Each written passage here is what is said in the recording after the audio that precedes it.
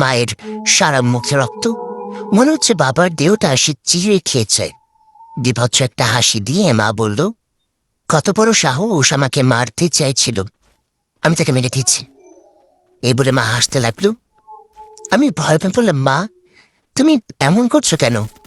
কিভাবে মারতে পারলে তুমি বাবাকে? তুমি তো এমন ছিলে না। মা কিছু বলল না, নিজের মুখে থাকা রক্তগুলো চিপে দিচ্ছে, এটা খেতে লাগলো। এরপর হঠাৎ আমার উপর ঝাঁপিয়ে পড়ল। আমি অনেক চেষ্টা করেও মাকে দূরে সরাতে পারছি না। বুঝে গেলাম মায়ের মাঝে অন্য কেউ আছে। আমি পুরো শক্তি খাটিয়ে কোনো রকমে মাকে ফেলে দিলাম। তারপর কাঁদতে কাঁদতে বললাম, মা থামো বলছি, আমি তোমার ছেলে, তুমি আমাকে মারতে পারো না। মা আমার কোনো কথাই শুনল না। এবার এসে ঝাঁপিয়ে পড়ল আমার উপর, নখ দিয়ে খামচি দিয়ে আমার বুক চিরে ফেলল। প্রচণ্ড ব্যথায় চিৎকার করে উঠলাম। হঠাৎ দেখলাম সে সাদা আলখেল্লা পড়া শক্তিটা আবির্ভাব হলো। তাকে দেখে মা এদিকে ওদিক ছুটতে লাগলো। সে এসে মাকে ধরে ফেলল। খেয়াল করলাম মায়ের ভেতর থেকে একটা কালো ছায়া বের হয়ে খুব দ্রুত চলে গেল। সে মাকে এক জায়গায় শুয়ে দিয়ে আমার দিকে এগিয়ে আসতে লাগলো। মা জ্ঞান হারিয়ে ফেলেছে। সে আমার কাছে এসে আমার হাত ধরে টান দিয়ে উঠিয়ে ফেলল। তার হাত ছিল প্রচণ্ড রকমের ঠান্ডা। আমি কাঁপা কাঁপা গলায় বললাম, কে আপনি? বারবার আমাকে বাঁচাচ্ছেন কেন? সে হেসে বলল, এই পৃথিবীতে যত খারাপ শক্তির পাশাপাশি অনেক ভালো শক্তিও আছে। মনে করো আমি কোনো ভালো শক্তি, যে তোমাকে সাহায্য করার জন্য এখানে এসেছে। আমি বললাম, কিন্তু কেন? আপনি আমাকে কেন সাহায্য করছেন? এখানে আপনার ফায়দাটা কি?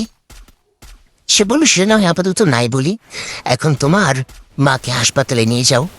তার অবস্থা বেশি ভালো না। তার মাঝে অন্য কেউ প্রবেশ করে তাকে দিয়ে তার স্বামীকে মেরে ফেলেছে। পুলিশ এসে যাতে বুঝতে পারে তোমার মা সুস্থ অবস্থায় খুন করেনি, তাই তাড়াতাড়ি তাকে হাসপাতালে নিয়ে যাও। এবারে সে আমার চোখের সামনে অদৃশ্য হয়ে গেল। আমি কিছু জিজ্ঞাসা করতে চেয়েও পারলাম না। সে কি চায় আমার কাছে? কেন সে বারবার আমাকে বাঁচাচ্ছে? আমি আর কিছু না ভেবে মাকে নিয়ে হাসপাতালে চলে গেলাম। আমি আহত ছিলাম, তাই হাসপাতাল থেকে চিকিৎসা নিয়ে মাকে রেখে বাসে আসলাম। ততক্ষণে সেখানে পুলিশ চলে এসেছে। তদন্তের জন্য বাবার লাশ নিয়ে গেছে তারা। আমাকে অনেক প্রশ্ন করল। আমি বললাম, আমার মা মানসিকভাবে অসুস্থ, সে না বুঝে এটা করে ফেলেছে, এটা একটা অ্যাক্সিডেন্ট ছিল। পুলিশ আমার মাকে জিজ্ঞাসাবাদ করার জন্য হাসপাতালে চলে গেল। আমাকে দুজন পুলিশের আন্ডারে সেখানে রেখে গেল এবং বলে গেল তদন্ত শেষ না হওয়া পর্যন্ত যেন কোথাও না যাই আমি। কিন্তু আমার তো জেসিকা চাচির সাথে দেখা করতে হবে। কি করবো এখন আমি? অনেক ভেবে একটা বুদ্ধি বের করলাম। আমি পুলিশকে বললাম, স্যার জানেন আমাদের বাসায় একটা ফুটো আছে, ওই ফুটো দিয়ে তাকালে আপনি অতীত দেখতে পাবেন। যদি অতীতে আপনার সাথে কোনো অন্যায় হয়ে থাকে তাহলে তা জানতে পারবেন। পুলিশ দুজন একে উপরের দিকে তাকিয়ে বলল, আমাদের কি বলদ মনে হয়? এসব বাউতাবাজি করে এখান থেকে পালানো দাঁড়া, তাই না? চুপচাপ দাঁড়িয়ে থাকবো এখানে। হাসপাতাল থেকে আমাদের স্যার না আসা পর্যন্ত এক পা নড়বি না। আমি বললাম, বিশ্বাস করেন স্যার, আমি নিজে দেখেছি আমার স্কুল লাইফ, আমার ছোটবেলা, এমনকি আমার গার্লফ্রেন্ড আমাকে চিট করছে সেটাও এই ফুটোর সাহায্যে দেখতে পেরেছি। নিশ্চয়ই আপনাদেরও প্রিয় মানুষ আছে, আর তারা যদি আপনার সাথে চিট করে তাহলে এই ফুটো দিয়ে দেখতে পারবেন। এবার একজন বলল, আচ্ছা তাহলে দেখা যাক, তবে পালানোর চেষ্টা করবি না। আমি প্রথমে দেখবো তোর কথা সত্যি কিনা। যদি সত্যি হয় তাহলে কিছুজন দেখবি। আমি তাতে দুজনকে নিয়ে এসে স্টোর রুমে গেলাম। ফুটোর উপর থেকে কাগজটা উঠে বললাম, এই দেখেন, আমি মিথ্যা বলি নাই, এসে একজন ট্রাই করে দেখেন। হঠাৎ সেখানে আমরা তিনজন ছাড়াও অন্য তার উপস্থিতি টের পেলাম। কিছু বোঝাটার আগে এক পুলিশ সদস্য হাওয়া হয়ে ভেসে উঠল এবং ধপাস করে ফ্লোরে আছড়ে পড়ল। সাথে সাথে সে জ্ঞান হারালো। এটা থেকে আরেক পুলিশ সদস্য পিস্তল বের করে নিল। কোন এক অদৃশ্য শক্তি তার হাত ধরে মৎস্য ভেঙে দিল। সে চিৎকার করে উঠল। এক ধাক্কায় তাকে ধরে নিয়ে ফেলল। সুজ্ঞান হারালো। এবার সে অদৃশ্য শক্তি আমার পাশে সে গঙ্গানের মতো শব্দ করছে, যেমনটা হিংস্র পশু তার শিকার দেখলে করতে থাকে। আমি এবার আর ভয় পেলাম না। আমি জানি এটা কেভিন আঙ্কেলের আত্মা।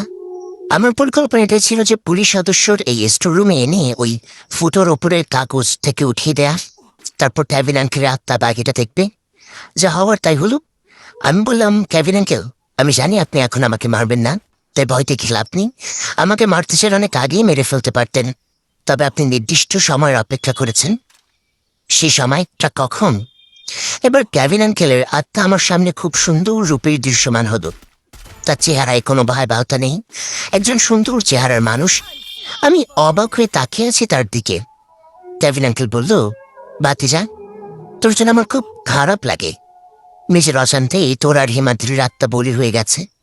তোর বাবা আর হিমাদ্রির বাবা তাদের নিজেদের জীবন বাঁচানোর জন্য তোদের বলি দিয়েছে। কত নিকৃষ্ট তারা, তাই না? আমাকে বাঁচতে দিল না। আরে তারা যদি আমাকে বলতো এই সম্পত্তি তাদের লাগবে, তাহলে আমি হাসি মুখে তাদের দিয়ে দিতাম। বিশ্বাস কর ভাতিজা, আমার সম্পত্তির প্রতি কোনো লোভ ছিল না। আমি শুধু ভাইদের সাথে মিলে থাকতে চেয়েছিলাম। তারা সেদিন শুধু আমাকে মারেনি, একজন স্ত্রীকে স্বামী হারা করেছে, আর একটা বাচ্চা মেয়েকে বাবার আদর থেকে সারা জীবনের জন্য বঞ্চিত করেছে। বাসনগুলো তাদেরকে মারার পরিকল্পনা করেছিল। এখন তুই বল ভাতিজা, আমি কি প্রতিশোধ নেব না? আমি কান্নাজড়িত কণ্ঠে বললাম, কাকা, আমি জানি আপনার সাথে অন্যায় হয়েছে। আপনার জায়গায় আমি থাকলে পুরো দুনিয়া ধ্বংস করে দিতাম। কিন্তু যারা আপনার সাথে অন্যায়গুলো করেছে, আপনি তাদেরকে ছেড়ে আমার আর হিমাদ্রির পেছনে কেন পড়েছেন? আমরা তো কোনো দোষ করিনি। কাকা বলল, তোদের দোষ শুধু একটাই, তা হলো তোরা তাদের সন্তান। তোদের শরীরে ওই নিকৃষ্ট লোকেদের রক্ত বইছে। তাহলে শোন, আমাকে মারার পর তার প্রমাণ লুকানোর জন্য আমার মৃতদেহ দেয়ালের মাঝে আটকে সেখানে চাপা দিয়ে দেয় সিমেন্ট বালু দিয়ে। ওইদিকে আমার স্ত্রী জেসিকা আমার মৃত্যুতে প্রতিশোধের নেশায় ফেটে পড়ে। জেসিকা আমার প্রতিশোধ নেওয়ার জন্য শয়তানের সাহায্য নেয়। সে সম্পূর্ণভাবে লোকালয় থেকে বিচ্ছিন্ন হয়ে শয়তানের অনুসারী হয়ে যায় এবং আমার আত্মাকে জাগিয়ে তোলে। কিন্তু কোনো এক কারণে আমি বাসা থেকে বের হতে পারি না। আমার আত্মা এই বাসার মাঝে বন্দী হয়ে আছে। শয়তানের সমাধান স্বরূপ বলে যে এই বাসার প্রতিটা সদস্যকে মেরে ফেললেই আমার আত্মা এই বাসা থেকে মুক্ত হবে। জেসিকা তো এটাই চেয়েছিল, সে কাউকে বাঁচিয়ে রাখবে না। প্রথমে তার বাবার প্রথম স্ত্রী মারিয়াকে নৃশংসভাবে হত্যা করে। মারিয়ার মৃত্যুতে তারা সবাই সতর্ক হয়েছে এবং বুঝে যায় এরপর তাদের পার আসতে চলেছে। তাই তারা একজন মুসলমান তান্ত্রিকের কাছে যায়। তান্ত্রিক অনেক সাধনা করার পর একটা সমাধান বের করে, তা হলো দুই পরিবার থেকে একজনকে করে বলি দিতে হবে কেভিনের আত্মার জন্য, আর তাদের মাঝে যে কোনো একজনকে ইসলাম ধর্ম গ্রহণ করতে হবে। তা না হলে তান্ত্রিকের সাথে থাকা জিন সাহায্য করতে রাজি হবে না, তাহলে তারা বেঁচে যাবে। কিন্তু এমন সদস্যদের বলি দিতে হবে যারা এখনো জন্ম নেয়নি। তান্ত্রিকের এই কথার মানে কেউ বুঝল না। তান্ত্রিক তাদেরকে বুঝে বলল, তাদের বর্তমান বাচ্চার বলি দিলে হবে না, কারণ সে ইতিমধ্যে জন্মগ্রহণ করে ফেলেছে। তাই ভবিষ্যতে যে সন্তান হবে তাদেরকে বলি দিতে হবে যখন তাদের বয়স 21 বছর পূর্ণ হবে, এবং সেই সন্তানদের জন্ম একই দিনে হতে হবে, যাতে একই দিনে তাদের 21 বছর পূর্ণ হয়। এটা করলে কেভিনের আত্মা থেকে তারা মুক্তি পাবে। মারিয়া যেহেতু মারা গিয়েছে, তাই তোর বাবা তড়িঘড়ি করে আরেকটা বিয়ে করে সন্তানের জন্য এবং ড্যানিয়েল মুসলিম হওয়ার সিদ্ধান্ত নেয়, কারণ তাদেরকে বাঁচতে হবে যেভাবেই হোক। তান্ত্রিক আমাকে এত বছরের জন্য বন্দি করে রাখে, আর তোর বাবা কাকাদের শরীর বন্ধ করে দেয়। এতে করে জেসিকা আরো হিংস্র হয়ে ওঠে দিনের পর দিন। জেসিকা শয়তানের খুশি করার জন্য মানুষের বলি দিতে থাকে। তোদের 21 বছর হওয়ার আগ পর্যন্ত জেসিকা শয়তানের সাহায্য নিয়েও তোর বাবা কাকাদের আর কোনো ক্ষতি করতে পারবে না। আর 21 বছর পর যখন তোদের বলি হয়ে যাবে, তখন তোর বাবা কাকারা সম্পূর্ণভাবে মুক্তি পেয়ে যাবে। কিন্তু আফসোস, তোর বাবাকে কৌশল করে মেরে ফেলেছে জেসিকা। হিমাদ্রির বাবা মা এখন সে তান্ত্রিকের কাছে আছে, আর যে আলখাল্লা পড়ার শক্তিরা তোকে বারবার বাঁচার তাকে তান্ত্রিক পাঠায়, যাতে 21 বছর পূর্ণ হওয়ার আগে তোকে কেউ মারতে না পারে। এখন যদি আমি তোকে মেরে ফেলি, তাহলে তাদের পরিকল্পনা সব ধ্বংস হয়ে যাবে এবং জেসিকা চাইলেও তাদের মেরে ফেলতে পারবে। কিন্তু আমি এটা করব না। আমি চাই তুই আর হিমাদ্রি বেঁচে থাক। তোরা তো নির্দোষ, তোরা কেন নিজের জীবন দেবি? তোর বাবা তার পাপের ফল পেয়েছে, তবে এখনো আরো 2 জন জীবিত আছে। তাদের মারতে না পারলে তুই আর হিমাদ্রি বাঁচতে পারবি না। এই জন্য জেসিকা হিমাদ্রিকে তার কাছে নিয়ে গেছে। তবে জেসিকা চায় হিমাদ্রির মা বাবাকে মারার পর তোদেরকে মেরে ফেলতে। এই বংশে কাউকে জীবিত রাখবে না সে। তুই চাইলে তোর চাচিকে বুঝিয়ে বলতে পারিস। সব শুনে আমি কনফিউজড হয়ে গেলাম। কি কাকে মারতে চাই, কি তাকে মুক্তি দিতে চাই, সব যেন মাথার উপর দিয়ে গেল। তবে এইটুকু বুঝলাম, আমার আর হিমাদ্রির বাঁচতে হলে আরো 2 জনের মৃত্যু হতে হবে। তারা হলো হিমাদ্রির বাবা মা। তবু আমরা বাঁচতে পারবো কিনা জানি না, কারণ জেসিকা চাচি আমাদের কাউকে ছাড়বে না। আমি বললাম, কেভিন আঙ্কেল, তার মানে হিমাদ্রি এখন জেসিকা চাচির কাছে আছে। আমাকে তার ঠিকানা দিন, আমি গিয়ে চাচিকে বোঝানোর চেষ্টা করব। কেভিন আঙ্কেল একটা ঠিকানা দিয়ে অদ্ভুত একটা হাসিতে অদৃশ্য হয়ে গেল। তার এই হাসির মাঝে আবার কি রহস্য লুকিয়ে আছে জানি না। পুলিশ এসে যাবে, আমাকে তাড়াতাড়ি যেতে হবে। জেসিকা চাচি হিমাদ্রির কোনো ক্ষতি করেনি তো আবার? চিন্তা করতে করতে বেরিয়ে পড়লাম বাসা থেকে। কেভিন আঙ্কেলের দেয়া ঠিকানা এখান থেকে শহর থেকে অনেক দূরে একটা নির্জন জায়গায়। আমি একটা ট্যাক্সি নিলাম তাড়াতাড়ি যাওয়ার জন্য। আমি ট্যাক্সি ড্রাইভারের পাশের সিটে বসলাম। সামনে পেছনের সিট ফাঁকা ছিল। ট্যাক্সি চলছে, তখনই ওপরে থাকা লুকিং গ্লাসে লক্ষ্য করলাম পেছনের সিটে সেই আলখাল্লা পড়া লোকটা বসে আছে। আমি দ্রুত পেছনে তাকাতে দেখিনি, আবার লুকিং গ্লাসে তাকালাম, সে সেখানে ছিল না। হঠাৎ ড্রাইভার বলে উঠল, জেসিকার কাছে যেও না, সে তোমাকে মেরে ফেলবে, আমার সাথে চলো। আমি ভয় পেয়ে গেলাম। দেখলাম ড্রাইভারের চোখ সম্পূর্ণ সাদা রঙের। বুঝতে পারলাম আলখেল্লা পড়া সে ড্রাইভারের মাঝে প্রবেশ করে তাকে নিয়ন্ত্রণ করছে। আমি চিৎকার করে বললাম, আপনার মনিব তান্ত্রিকও আমাকে বলিতে পার 3 দিন পর আমার 21 বছর পূর্ণ হলেই আমাকে মেরে ফেলবে। জেসিকা চাচা আমাকে মেরে ফেলবে, তাই আমি আপনাদের কাউকে বিশ্বাস করি না। আমি আমার মতো সিদ্ধান্ত নেব, আর কারোর কথা শুনবো না। এটা শুনে ড্রাইভার আমার গালে ঠাস করে একটা চর বসিয়ে দিল এবং গাড়ি ঘুরিয়ে কোথাও অন্য পথ ধরল। আমি বুঝে গেলাম সে এখন আমাকে তান্ত্রিকের কাছে নিয়ে যাবে। আমি তার হাত ধরে জোরাজুরি শুরু করলাম, আমি আপনার সাথে যাব না, আমাকে আমার মতো যেতে দিন। আমি জানি আপনি আমাকে বারবার বাঁচিয়েছেন আপনার মনিবের কথা অনুযায়ী, আমাকে আমার মতো ছেড়ে দিন দয়া করে। জোরাজুরি এক পর্যায়ে গাড়ি নিয়ন্ত্রণ হারিয়ে রাস্তা থেকে নিচে নেমে গেল এবং গাছের সাথে ধাক্কা খেয়ে উল্টো হয়ে গেল। আমি মাথায় প্রচণ্ড আঘাত পেলাম। কিছুক্ষণের জন্য সবকিছু অন্ধকার হয়ে গেল। আমি কাতরাতে কাতরাতে কোনো রকম গাড়ি থেকে বের হলাম। দেখলাম ড্রাইভার অজ্ঞান হয়ে পড়ে আছে। আমি খুঁড়িয়ে খুঁড়িয়ে রাস্তার দিকে যেতে লাগলাম অন্য গাড়ির আশায়। তখনই পেছন থেকে ড্রাইভার আমার উপর আক্রমণ করে বসল। আমি কোনো মতে তাকে ছুঁড়ে ফেলে দিলাম। সে আবার আমার দিকে ধেয়ে আসতে লাগলো কোথা থেকে যেন। সুমাইয়া এসে তাকে অনেক মারল। সে সুমাইয়ার সাথে পেরে না উঠে হঠাৎ অজ্ঞান হয়ে পড়ে গেল। বোঝা গেল তার ভেতরে থাকা সেই শক্তি চলে গেছে। সুমাইয়া আমার কাছে এসে বলল, আপনি ঠিক আছেন এথান ভাইয়া? আমি বললাম, হ্যাঁ ঠিক আছে একদম। আপনি এখানে কিভাবে আসলেন? আপনি কি আমাকে কোনো কারণে ফলো করছেন? সুমাইয়া অদ্ভুত একটা হাসি দিয়ে বলল, এখন আমাকে ফলো করেন, আমি আপনাকে হিমাদ্রির কাছে নিয়ে যাচ্ছি। এই বলে জঙ্গলের পথ ধরে হাঁটা শুরু করল। আমি পেছন থেকে বলতে লাগলাম, আপনি জানেন কিভাবে হিমাদ্রি কোথায় আছে? সত্যি করে বলেন কি আপনি? সুমাইয়া আমার কথার কোনো জবাব না দিয়ে হেঁটে চলছে। আমি যত জোরে হাঁটছি তার নাগাল পাচ্ছি না। হাঁটতে হাঁটতে সুমাইয়া আমাকে একটা পুরাতন পরিত্যক্ত বাড়িতে নিয়ে গেল। আমি ওর সাথে বাড়িতে ঢুকলাম। এত পুরাতন বাড়ির আগে কখনো দেখিনি। আশেপাশে আর কোনো বাড়িঘর নেই, সম্পূর্ণ নির্জনতায় ঘেরা চারিদিক। ঘরের ভেতর হাড়গোড় ছড়িয়ে ছিটে আছে, দেয়ালে রক্তের ছোপ ছোপ দাগ লেপটে আছে, মাকড়সার বসায় ভরপুর চারিদিক। হঠাৎ চিচি শব্দ করে কয়েকটি ইঁদুর দৌড়ে চলে গেল। আমি কিছু বলতে যাবো, তখনই সুমাইয়া বলে উঠল, মা দেখো, তাকে নিয়ে এসেছি। ভেতর থেকে একটা মহিলা বেরিয়ে আসলো, জট বাঁধা চুল আর ফ্যাকাশে চেহারায়, গলায় অনেকগুলো মালা ঝুলানো, হাতে একটা লাঠি। দেখে বোঝা যায় এটা কোনো ডাইনি। আমি অবাক হয়ে বললাম, জেসিকা চাচি। শেষে একদম আমার সামনে এসে বলল, ইথান, অবশেষে তুইও আমার হাতে চলে আসলি। এখন তোর কাকা আর কাকি তাদেরকে বলে দিব কিভাবে বাঁচবে তারা।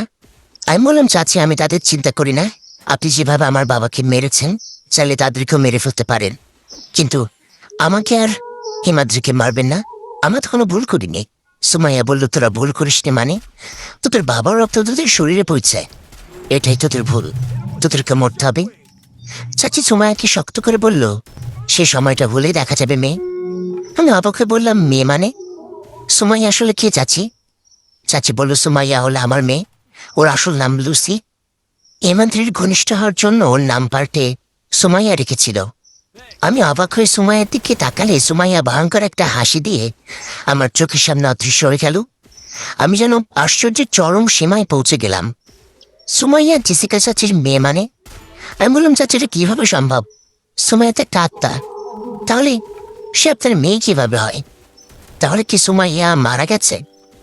জেসিকা চাচি বলল, সুমাইয়া না, ওর নাম লুসি।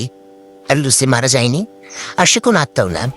এতদিন যাকে দেখেছ সে ছিল আমার পাঠানো একটা জিন, যে লুসির রূপ ধরে সুমাইয়ার নামে তোমাদের উপর নজর রেখেছিল। হিমাদ্রির সাথে গভীর বন্ধুত্ব গড়ে তোলে এবং মিথ্যা ক্যান্সারের নাটক সাজিয়ে নিজেকে মেরে ফেলে, যাতে হিমাদ্রির শরীর থেকে আত্মা বিচ্ছিন্ন হওয়ার পর তার সাথে দেখা করতে পারে। এটা ছিল সবে একটা নাটক। আমি কিছু বলার ভাষা পাচ্ছি না, জানি না আর কত রহস্যের মুখোমুখি হতে হবে। আমি যেন বেরিয়ে হতেই পারছি না। আমি বললাম, তাহলে সুমাইয়া মানে লুসি এখন কোথায়? পাশে কক্ষ থেকে লুসি জলজান্ত রূপে বের হয়ে এলো হিমাদ্রিকে সাথে নিয়ে। হিমাদ্রি এখন সম্পূর্ণ সুস্থ।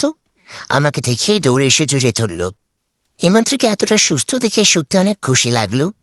তখনই জেসিকা চাচি বলল, একজন আরেকজনকে ভালোভাবে দেখে নাও, তোমরা দুজনেই মারা যাবে এমন সময় হলে। আমি ওয়াদা করেছি তোমাদের বংশে কাউকে বাঁচিয়ে রাখবো না। আমি বললাম, চাচি আমি কেভিন আঙ্কেলের সাথে কথা বলি এখানে এসেছে। উনি বলেছেন আপনাকে বুঝিয়ে বললে বুঝবেন। আমরা দুজন তো কোনো তুষ করিনি। আমাদের জন্মের আগে আপনাদের সাথে এসব অন্যায় হয়েছে। আমাদেরকে কেন মারবেন আপনি? আপনি আমার বাবাকে মেরে ফেলেছেন, আমার বড় মাকেও মেরে ফেলেছেন। সে ব্যাপারে আমার কোনো অভিযোগ নেই, কারণ তারা সেটার প্রাপ্য। দয়া করে আমাদেরকে মানবেন না।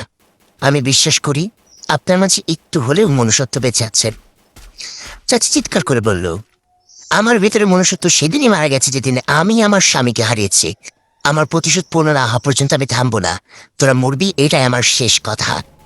হিমাদ্রি বলল, সুমাইয়া তুই তোমার সবচেয়ে ভালো বন্ধু ছিলি। তুই তো জানোস আমার দ্বারা কখনো কারোর ক্ষতি হয়নি। এখন তো জানতে পারলাম তুই আমার বোন। চাচিকে বল না দয়া করে আমাদের ছেড়ে দিতে।